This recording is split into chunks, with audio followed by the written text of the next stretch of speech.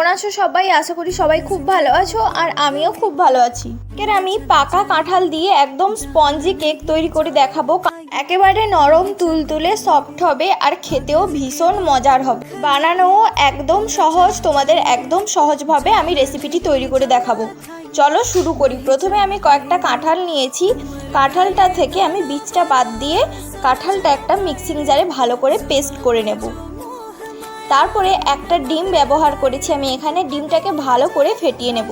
আর হ্যাঁ, এই copter half cup চিনি আমি ব্যবহার করেছি আর সামান্য সাদা তেল। এই কাপটার মাপে কিন্তু আমি আটা নেব, তার জন্য হাফ কাপ চিনি নিয়ে নিলাম। সব কিছু ভালো করে মিক্সড করে তারপরে আমি কাঁঠালের যে বিউরিটা পেস্ট করে রেখেছিলাম সেটা 3 চামচ নিয়ে নিলাম। তারপরে খুব ভালো করে এটাকে মিক্স করতে হবে একসঙ্গে। মনে রাখবে, যতটা ভালো মিক্স করতে পারবে এটার কিন্তু ততটাই বেশি সফট আর নরম হবে। আর এখানে আমি নিয়েছি হাফ চামচ লবণ, আর হাফ চামচ নিয়েছি আমি বেকিং সোডা, আর 1 চামচ নিয়েছি বেকিং পাউডার। এখন সব কিছু খুব ভালোভাবে মিক্স করে নিতে হবে। এখন এটাকে খুব ভালো করে ফেটিয়ে নিতে হবে। যত ভালো করে ফেটাবে কেকটা কিন্তু ততটাই ভালো হবে। তারপরে আমি নিয়ে নিচ্ছি হাফ চামচ ফুড কালার। এতে করে কিন্তু কালারটা খুব ভালো আসবে। এটা নাও ব্যবহার করতে পারো, শুধুমাত্র আমি কালারের জন্য এটা ব্যবহার করেছি। এতে কিন্তু টেস্টের কোনো পরিবর্তন হবে না। তারপরে আমি নিয়ে নিচ্ছি 1 কাপ পরিমাণ আটা। আটাটাকে আমি আগে ভালো করে চালিয়ে নিয়েছি। তারপরে আটাটা খুব ভালো করে এখানে মিক্সড করে নিচ্ছি। তারপরে আমি দিয়ে দিচ্ছি এখানে সামান্য জল। তোমরা কিন্তু এখানটায় দুধও দিতে পারো। হ্যাঁ, দুধ দেওয়ার আগে কিন্তু দুধটা ভালো করে ঠান্ডা করে তারপর দেবে। তারপর দেখো, আমার ব্যাটারটা কিন্তু কেকের একদম রেডি হয়ে গেছে। ঠিক এরকম একটা ব্যাটার তৈরি হবে। তারপরে আমি একটা স্টিলের বোল নিয়েছি। এখানটায় প্রথমেই আমি বেশ কিছুটা সাদা তেল দিয়ে প্রথমে চতুর্দিকটা ভালো করে মালিশ করে নেব। তারপরে আমি খাতার সাদা পেজ এখানে দিয়েছি।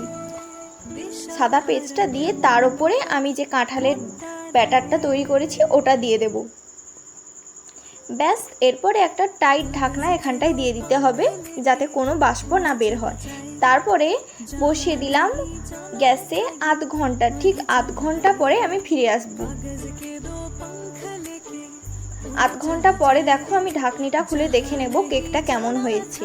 একটা কাঠি নিয়ে আমি প্রথমে দেখে নিচ্ছি, যদি কাঠিটায় লেগে যায় তাহলে কেকটা তৈরি হয়নি, কিন্তু আমার একটুও লাগেনি। তারপরে আমি এটাকে নামিয়ে নিয়ে ঠান্ডা করে ছুরি দিয়ে সাইজটা ভালো করে চেঁচে দিচ্ছি। তারপরে কেকটা দেখো খুব ইজিলি ভাবে উঠে এলো। তারপরে ওপর থেকে আমি কাগজটাও ভালো করে তুলে নিলাম। কত ইজিলি দেখো উঠে গেল। আর কেকটাও কিন্তু একদম পারফেক্ট হয়েছে। আর দেখো কতটা ঠিক সফট হয়েছে।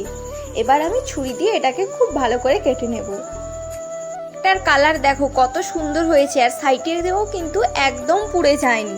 এখন এটাকে আমি ছোট ছোট করে কেটে নেব। তো রেসিপিটা ফলো করে বাড়িতে বানিও। ভিডিওটি ভালো লাগলে চ্যানেলটি সাবস্ক্রাইব করে দিয়ে যেও। বাই।